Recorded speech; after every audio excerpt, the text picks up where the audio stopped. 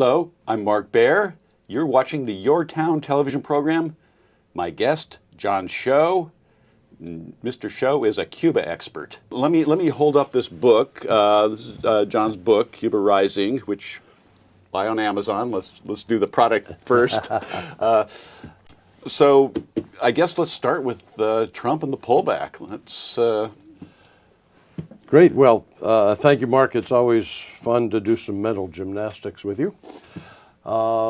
Trump, as he had pledged or threatened during his campaign, took some steps in the past month to decelerate and in some cases reverse some of the progress toward normalization with Cuba, which we had experienced under Obama. That's the bad news. The good news is they were not as severe as I expected them to be. We have preserved diplomatic relations. We have continuing dialogues on important issues: human trafficking, drug trafficking, weather, pollution in the Caribbean, hurricane watching. So at a working level, these confidence-building conversations continue. So basically this was a way to appease a domestic political audience, is what it seems like, without undoing everything. Am I too cynical? No, I think it's a political fig leaf, and will defuse the conservative wing, which continues to be anti-Cuba and anti-Castro. But happily, I think there's a certain inevitability and irreversibility about normalizing the dialogue with Cuba. So let's talk about you a bit, how you got involved going down there, and how often you're there, and this enterprise of yours. Well, it goes back to the late 90s when I was asked to escort a group of students who were making an illegal trip to Cuba to, quote, help Fidel cut sugarcane. And I went, and I was completely enamored with the island, its people, and this very complicated geopolitical mess which it was in the 90s and has continued mostly to this day. After some years of learning about Cuba and traveling there, I began to facilitate trips, mostly by senior business people, in the expectation that there would be a business opportunity in Cuba in the foreseeable future. So I have been to Cuba now probably approaching 250 times. Each time is a learning experience. I don't have a deficit disorder. I learn something new and find new possibilities, and some old activities have fallen off the back of the wagon every time I go. And let's go a little deeper into your background, how all this came about, and your studies were economics, and let's go into a little bit of that background. Yeah, well, I'm flattered that you think there was some grand design.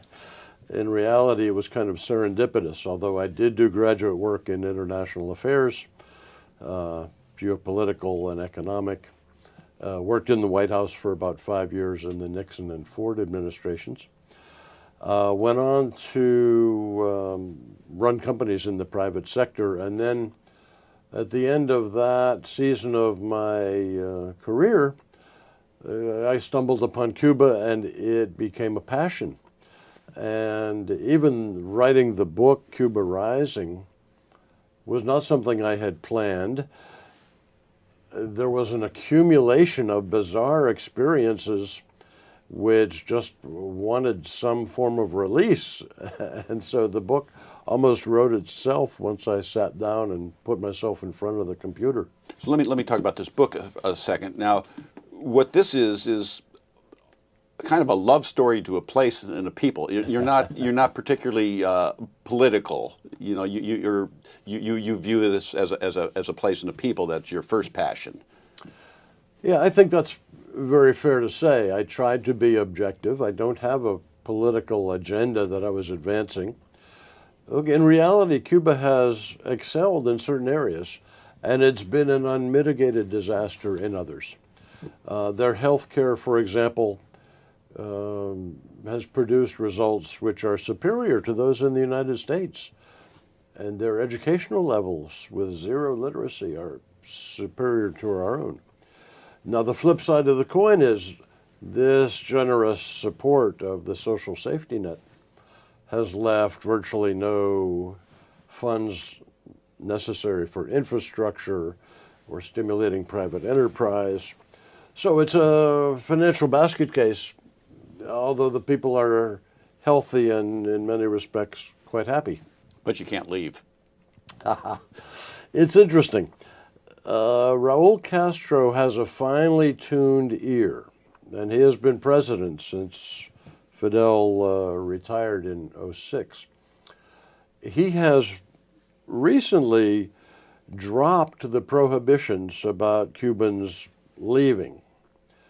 Now, the reality is no country on earth will accept them, with the possible exception of Spain and maybe Mexico.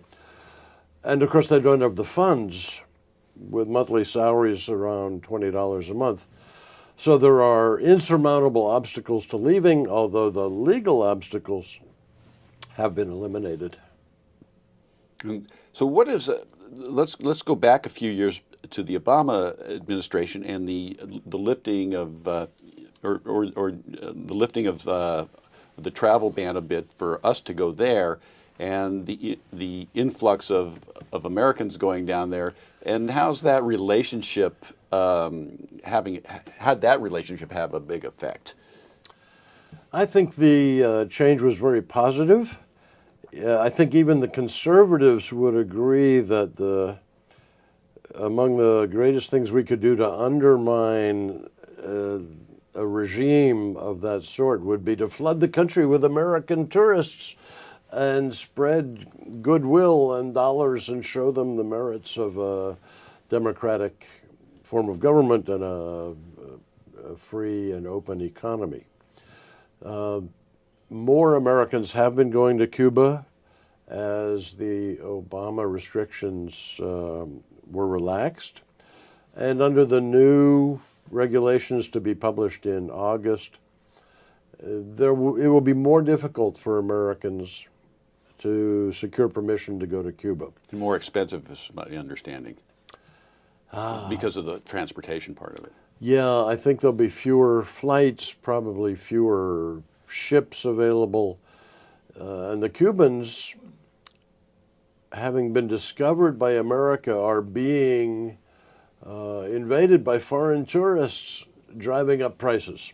So even though the number of Americans has not increased enormously, in the last 2 or 3 years, tourist visits to Cuba have risen from 3 million to 4 million in a country that is not significantly expanding its tourist infrastructure. Very few new hotels and very slow to add others. So prices have become almost at Western country levels. Well, that has to impact the people living there negatively, wouldn't it? Well, it is. Or is there just two different economies? Yeah, it's confined mostly to the tourism sector, Yeah. the hotels. You can visit a hotel comparable to a Marriott or a Hyatt and pay $600 or $800 a night. So that is in itself discouraging tourism. The Cubans are finding it hard to resist sacrificing the goose that's about to lay the golden eggs. So what happens after Raul? I guess no one knows, but what's your feeling? Well, I think that the close observers have read the tea leaves. First of all, Cuba has a somewhat parliamentary system where the current vice president is expected to be elevated to the presidency. And there's been a fellow named Miguel Diaz-Canel, a career civil servant, provincial governor, cabinet member, who has been groomed for this for years. And unless he stumbles, it's expected that he will become the next president of Cuba. They do have elections, and Raul Castro positively will conclude his second term early in 2018. So while he has conservative forces of his own to address, he is fundamentally a sort of secular administrative man without a heavy-duty political agenda. He was not in the revolution, and I expect that he would be more than amenable to continuing this path toward normalization with the United States. So that's a good thing. It's what do we, having an educated population and having the health care, how do you have that without and have entrepreneurship as well? How could they get the best of their situation? This is a great frustration by the Cuban people, especially the 30-somethings who have grown up with a keen knowledge of life in the West and know more about U.S. culture and life in Miami than one would expect. The government has realized, and even Fidel admitted, that socialism as an economic system has failed. So they have started to open up the private sector. It's now at perhaps 15%, but on its way, a trajectory to, I think, 40%. So there is a lot of individual entrepreneurial activity. The government has published a list of some 300 permitted private businesses. Now, there is no imminent expectation of a large corporation with high technology evolving. But people are getting a taste of enhancing their standard of living through their own personal enterprise. And the government is not standing in the way of that. Now, if the U.S. government enacts obstacles to U.S. visitors and therefore that infusion of funds into Cuba, there could be some reversal of their enthusiasm for the private sector in Cuba. How about the technological infrastructure coming in now? I know that Wi-Fi hasn't been good there. I know that they've had some. For the average person, it's very expensive to be connected online, and et cetera, et cetera. How's that part of it coming together? Well, I think that's something that Americans who believe in free communication reasonably can criticize. Internet connectivity in Cuba is among the lowest in the world, perhaps 5%. Now, partly that's because they don't have hard lines into their homes for telephones, but Wi-Fi is still So is this rare. is this because for political control, or is this because just technological inadequacy? I think it's a combination. The government does not want free and open communications among its people. They have Wi-Fi available. They have paid lip service by parachuting in a dozen hotspots in Havana. So you drive the streets at 2 in the morning and you'll see a couple hundred people gathered on a street corner. Well, that's a hotspot. They're all punching their cell phones. But I think that it will be years before there is ready access to Wi-Fi. That which is available now is very expensive. They have to buy phone cards to feed their service, and that can be, a day's pay for an hour online, which is frankly prohibitive. I don't know that you and I would be online Not much. at that price. Not much. So now, what's I understand that China's getting more involved in Cuba. Is that something that's happening? I think it's discrete and it's confined mostly to the economic sphere. China, as they're doing worldwide, is going around vacuuming up natural resources to meet their needs. Cuba is blessed with being well endowed with nickel, which is the core ingredient for chrome. And so the Chinese have made a big commitment to nickel mining and exporting back to China. They're building an occasional hotel and supporting Cuba's expanding tourism sector. but I don't think they have a goal of having a political role. Certainly nothing akin to what the Soviet Union had from the 60s until 1990. Yeah, no, I think it's strictly self-serving in terms of getting the minerals. Yes, Was my understanding of it. And so what else, just as we're going to leave, what are the couple things that people really don't understand, the biggest misconceptions about Cuba? Well, I think to perceive it in an adversarial way is a mistake. Cuba is fundamentally part of North America. Presidents as far back as Thomas Jefferson actually wanted it to become a state. Its geography requires that it be have a core relationship with the United States for trade and investment, and millions of divided families who are now between Cuba and the United States.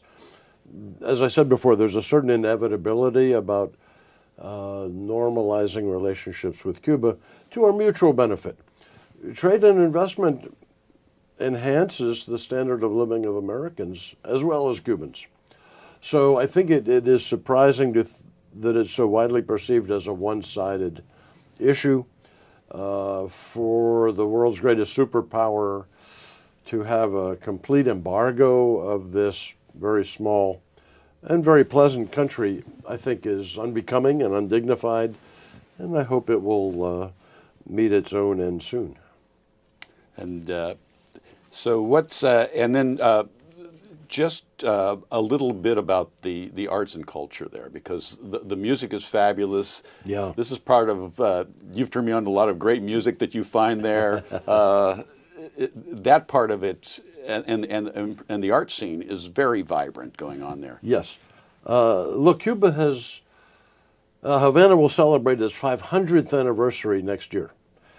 So it was beginning its long creative march back when our predecessors in California were banging bison on the head with stone hammers, and it has been interrupted. Despite the political turmoil and the colonial presence of Spain and the U.S. and Russia and Venezuela, the arts have been largely unfettered. Cuba has, for example, an art biennale, and it attracts artists from 80 or 90 countries. Now, in a sweet Cuban way, they cannot afford to do their biennale every 2 years. So they do it every 3 years, but they still call it a biennale. So it's, in terms of music, the performing arts, the plastic arts, it is a delicious cornucopia not to be missed. With that, I'm going to say goodbye. My guest, Jon Showe. The book, Cuba Rising, Amazon.com is a beautiful thing. Great. Thank you very much. Thank you.